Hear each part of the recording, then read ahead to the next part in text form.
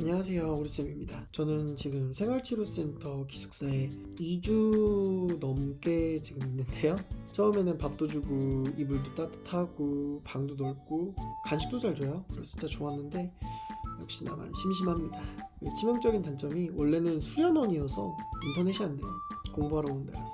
전 여기 와서 테더링이 데이터 한계가 있다는 걸 처음 알았습니다. 근데 노트북 쓰지도 못해요.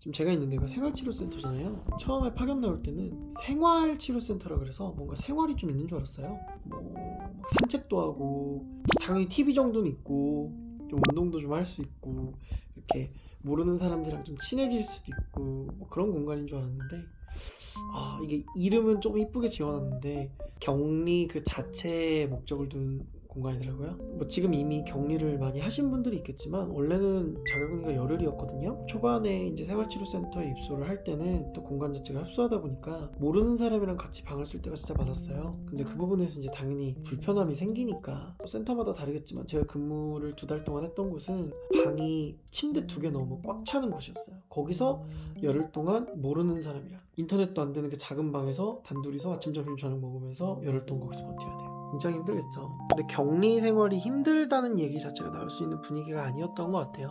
참 안타까웠는데 그래도 지금은 이제 자택격리가 많아지고 치료로 짧아져서 비교적 고통을 겪으시는 분들이 좀 줄어들 것 같아서 다행입니다. 생활치료센터 있다 보면 좀 민원이 많이 들어와요. 하루에 의사 셋이서 한 500명 정도를 이제 담당을 했었는데 그러다 보면 진짜 10명 중에 한 분씩만 컴플레인을 걸어도 그날 하루 종일 컴플레인에 시달립니다. 뭐 방을 바꿔달라, 뭐 어디가 냄새가 난다, 답답하다. 그리고 이제 임상적인 증상도 많죠. 코로나 증상보다는 이제 우울하다, 공황장애가 올 것 같다, 같이 방을 쓰는 사람이랑 도저히 방을 쓸 수 없을 만큼 갈등이 심하다, 뭐 이런 것들이 많이 들어오는데 그런 것들에 의료진이 좀 공감해주기보다는 좀 날카롭거나 행정적으로 대하는 경우가 좀 많았던 것 같아요. 뭐 간호사 선생님한테 너무 힘들어서 방 좀 바꿔달라고 이렇게 요청을 했더니 여기가 무슨 호텔방인 줄 아냐고 짜증을 냈다고 민원을 낸 케이스도 있었고요. 자기는 1집 밖에 안 하는데 밀접 접촉자인 직장 동료 때문에 자기가 걸렸는데 직장 동료는 음성이고 자기는 양성이어서 열흘째 갇혀있는데 증상도 없고 도대체 내가 왜 갇혀있는지 모르겠다라고 매일매일 하소연을 저한테 하시는 환자분도 있었고 사람이 많다 보니까 행정착오가 흔히들 있었거든요. 아니면 보호자분들과의 이제 일정 조율에서 문제가 생겨가지고 치료센터장 나오라 그래 뭐 이러는 분들도 있었고 근데 그런 경우에도 공무원들이 힘드시겠다 보다는 힘든데 우리도 바쁜데 가 좀 많았던 것 같아요. 물론 요새는 좀 분위기가 많이 바뀌긴 했지만 코로나 초기에는 격리라는 거에 대한 이해나 공감보다는 네가 그만큼 걸릴 만한 짓을 했으니까 걸렸지 라는 낙인이 좀 더 컸던 것 같아서 좀 많이 안타까웠어요. 사실 좀 어떻게 보면 피시한 얘기일 수도 있는데 사회에서 격리라는 게 나의 자유권을 어느 정도 제한하는 거잖아요. 이 자유권을 당연히 뺏는 건 아니고 감염성이 높은 질환이나 아니면 특히 정신질환 같은 경우에는 사회를 유지하고 존속하는 데 조금 문제가 있을 거라고 생각을 해서 사회적 합의와 구성원 당사자의 동의를 통해서 당신의 자유권을 조금만 제한하겠습니다 해서 나온 개념이 원래 격리병동이거든요. 코로나에서 격리 개념은 네가 마땅히 해야 될 건데 왜 불평을 가져? 왜 불만을 가져? 좀 더 초점이 많이 잡혔던 것 같아요. 뉴스 기사들도 어디서 집단 발병했다, 저기서 뭐 걸렸다 하면서 서로를 고발하는데 좀 더 포인트가 잡혀 있었던 것 같고요. 물론 그런 분들도 당연히 있긴 했지만 옛날에 뭐 종교 단체 분들처럼 아닌 분들도 굉장히 많거든요.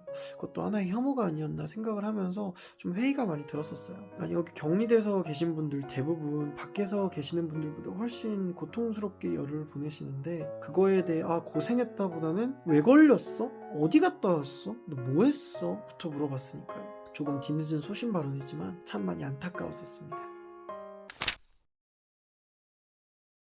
기억에 남는 환자라고 해야 되나? 기억에 남는 케이스로는 21살 여자분이셨어요. 근데 새벽 4시 반에 답답하다고 전화를 하셨어요. 방을 혼자 쓰는데 격리 7일차에 도저히 견딜 수 없는 답답함과 우울함으로 이제 어떻게든 해달라고 전화를 하셨는데 제 입장에선 그날 콜을 굉장히 많이 받아서 좀 고됐던 날이에요.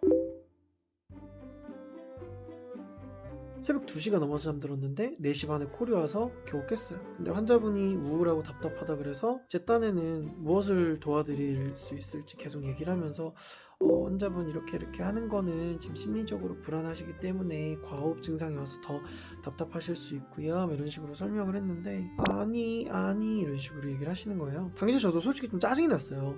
내가 이 이야기를 들어주는 게 당연한 게 아닌데 나는 빨리 필요한 처방을 하고 도와드리고 싶은 마음뿐인데 그분이 계속 자기 얘기를 하신 게 1시간이 넘었거든요. 한 5시 반 즈음에서야 자기 인생 얘기 이런저런 얘기를 하시면서 눈물은 흘릴 수 있는 만큼 다 흘리시고 이제서야 이제 좀 진정이 되셨는데 마지막에 이제 제가 좀 졸려하는 게 티가 났나 봐요. 그래서 그러셨구나, 네네네 이렇게 좀 사무적으로 했는데 그분이 거기서 갑자기 또 한 번 더 서운함이 폭발을 해가지고 저한테 선생님은 멀리서 전화로만 대충 들으니까 제 말 무슨 말인지 하나도 모르고 영혼도 없다고 하면서 또 다시 펑펑 우시는 거예요. 근데 거기서 약간 화도 좀 났고 근데 답답하면서 한편으로는 좀 많이 안쓰러웠어요. 그래서 이렇게 들으면 좀 진상이라는 생각이 들잖아요. 저도 1시간 동안 위로해드리고 같이 공감해드리고 했는데 결국 너는 내 맘 몰라로 귀결이 됐으니까. 근데 이제 제가 개인 폰으로 콜을 받았고요. 환자분들도 개인 폰으로 전화를 받거든요. 그래서 또 전화가 저한테 올 수 있으니까 주의 환자라고 이제 저장을 했어요. 근데 저장을 하니까 카카오톡 프로필이 뜨잖아요. 그거를 딱 봤는데 와, 여기서는 완전 외롭고 무섭다고 눈물만 흘리는 약한 사람 같은데 아니 내가 대학 다니면서 봤던 그냥 내 또래 똑같은 애인 거예요. 진짜 누가 봐도 대학생 완전 밝고 발랄하고 친구들도 많아 보이는 되게 건강한 삶을 지내는 걸로 보이는 분이셨어요. 그래서 그걸 쓱 보고 와, 여기서 저렇게 계시는 분들이 진상이거나 특별히 뭔가를 잘못한 사람들이 아니라 그냥 우리랑 똑같이 생활하는 사람들인데 위치만 바뀌어 있구나.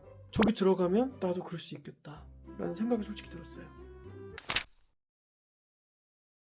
물론 의료진들도 많이 힘들긴 했어요. 근무 시간이나 뭐 근무 내용 자체는 별거 없는데 레벨 D라 그러죠? 방역복을 입고 왔다 갔다 하는 게 상당히 필요해요. 여름 같은 경우는 쪄 죽을 만큼 덥고요. 겨울에도 많이 불편합니다. 답답하고. 그리고 여기서 근무하는 것 자체가 또 하나의 격리이기 때문에 비교적 산책도 나갈 수 있고 하지만 대신 그 격리가 또 길거든요. 2주에서 간호사 선생님들은 막 1달 이상, 2달, 3달 이렇게 길게 격리돼서 같은 공간에서만 지내다 보면은 솔직히 조금 서로 스트레스 받을 수밖에 없는 상황인 것 같긴 해요.